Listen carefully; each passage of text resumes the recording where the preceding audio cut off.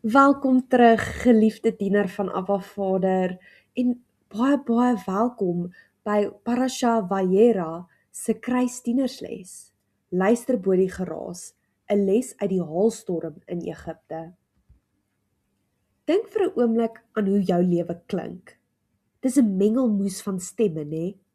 Jou ouers sê een ding, jou vriende 'n ander, jou gunsteling celebrity het 'n opinie oor alles, en dan is daar nog daardie stemmetjie binne in jou kop.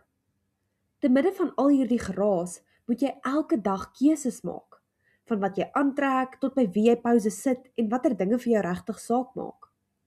Vandag gaan ons kyk na 'n intense oomblik in die Bybel, waar 'n groep mense 'n lewensbelangrike keuse moes maak te midde van letterlike chaos, en hoe hulle storie ons kan help om die regte stem in ons eie lewens uit te ken. Kom ons skop af met 'n vraag. Dink gou aan jou dag tot dusver. Na wie se stem het jy die meeste geluister? Jou ouers, jou vriende, sosiale media, jou innerlike stem, jou onderwyser, of was dit dalk God se stem? Soms is dit regtig moeilik om te weet na wie om te luister, want al hierdie stemme skree gelyk vir ons aandag. Dit word 'n oorverdowende geraas, eerder as 'n duidelike stem wat ons kan volg. Kom ons duik nou in die verhaal waar dit letterlik 'n saak van lewe en dood was om na die regte stem te luister. Stel jou die toneel voor. Die atmosfeer in Egipte was gespanne. Verskeie plaae het die land reeds getref. 'n Dodelike siekte het onder die diere uitgebreek en daarna het pynlike rou sere op mens en dier verskyn. Die Egiptenare, veral die farao se amptenare, moes al gewonder het wat volgende kom. Dit is belangrik om te onthou dat hierdie plaag nie sommer liekraak was nie. Elke plaag was 'n direkte oordeel oor een van Egipte se afgode. Met die haalstorm het God gewys dat hy in beheer is oor die hemelruim. Waar afgode soos Nut of Seth veronderstel was om die elemente te beheer, word hulle stilgemaak deur die Skepper van hemel en aarde. Te midde van hierdie vrees en onsekerheid stuur God vir Moses met 'n baie spesifieke en dringende waarskuwing. Dit was nie vaag nie, dit was 'n duidelike instruksie met 'n lewensgevaarlike gevolg. Ons lees in Eksodus 9 vers 18 tot 19. Ek gaan môre hierdie tyd die grootste haalstorm wat daar nog ooit gesien is oor Egipte stuur. Laat dadelik al jou vee en alles van jou wat buite in die veld is terugkom. Enige mens of dier wat buite in die veld gevang word en nie onder dak is nie, sal nie die storm oorleef nie. Die opdrag was eenvoudig. Bring alles wat vir jou waardevol is, jou werkers en jou diere, na 'n plek van veiligheid. Die waarskuwing was net so duidelik. As jy dit nie doen nie, sal hulle sterf. Hierdie direkte waarskuwing het natuurlik heeltemal gebots met die farao se houding. Na die vorige plaag het hy mense gestuur om ondersoek in te stel, en selfs nadat hy gehoor het dat God se woord waar was, het hy hardkoppig gebly. Nou, met 'n vernietigende storm op pad, moes sy amptenare 'n keuse maak. Sou hulle die hardkoppige stem van hulle aardse koning volg, of die dringende waarskuwing van die God van die hemel? Daar is 'n geweldige kontras tussen die fisiese opskudding van die haalstorm, die hardste donderweer en die massiefste haal wat Egipte nog ooit geken het, en die geestelike stilte wat nodig is om God se waarskuwing te hoor. God gebruik die natuur as 'n megafoon om Egipte se koninkryk te ruk. Maar so wat? Vandag leef tieners in 'n wêreld vol geestelike geraas. Die konstante gedreun van sosiale media algoritmes, die druk van ouers en die chaos van 'n wêreld wat God se gesag uitdaag. Net soos in Egipte, moet jy leer om bo die geraas van die wêreld uit te luister na die stem van Abba Vader. As jy nie leer om te onderskei nie, word jy meegesleer deur die storms wat oor 'n goddelose stelsel kom. Hierdie waarskuwing was 'n keerpunt. Dit het nie meer net oor farao gegaan nie. Elke amptenaar, elke individu in 'n leierposisie moes persoonlik besluit wat hulle met God se woord gaan doen. Farao se hardkoppigheid het die geraas geword, die harde, onmiddellike druk van die wêreld, Dalk is dit loyaliteit aan jou vriende, die vrees om anders te wees, die neiging om maar net te doen wat almal doen. Daarteenoor was God se waarskuwing 'n duidelike lewensreddende stem wat moed geverg het om te gehoorsaam. Die druk moes enorm wees. Die een groep het gekies om die man wat hulle kon sien te vrees. Die ander groep, wel hulle het gekies om die God wie se krag hulle gesien het te eerbied.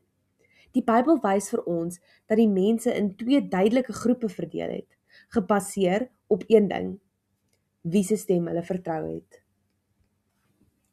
In Eksodus 9 vers 20 tot 21 sien ons presies hoe hierdie keuse uitgespeel het. Groep 1, die gehoorsaam is. Hulle het hulle gesteer aan die woord van die Here en hulle het dadelik hulle vee en werkers na veiligheid gebring. Maar groep 2, die ongeërgdes, hulle het hulle nie aan die woord van die Here gesteer nie. Hulle het hulle werkers en hulle vee net daar in die veld gelos.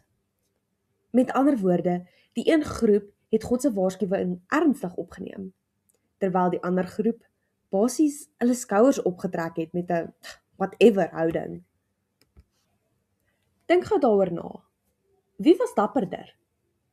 Die wat die farao gevolg het deur niks te doen nie, of die wat die risiko geloop het om anders as die res te wees deur na God se duidelike stem te luister?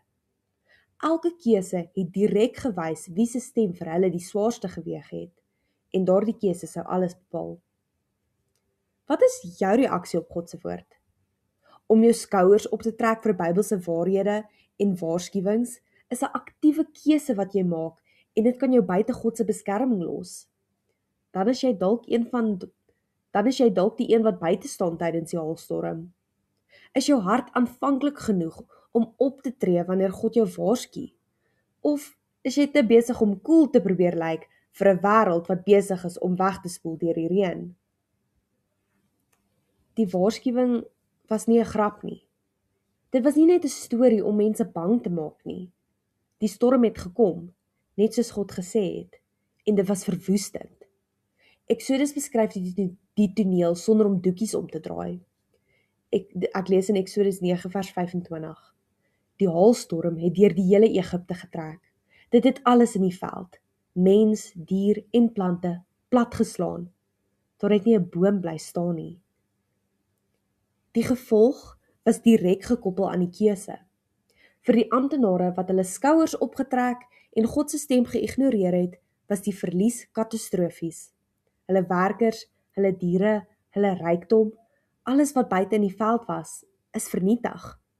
Maar vir die groep wat geluister het, wat die moed gehad het om God se instruksies te gehoorsaam, was die uitkoms heeltemal anders.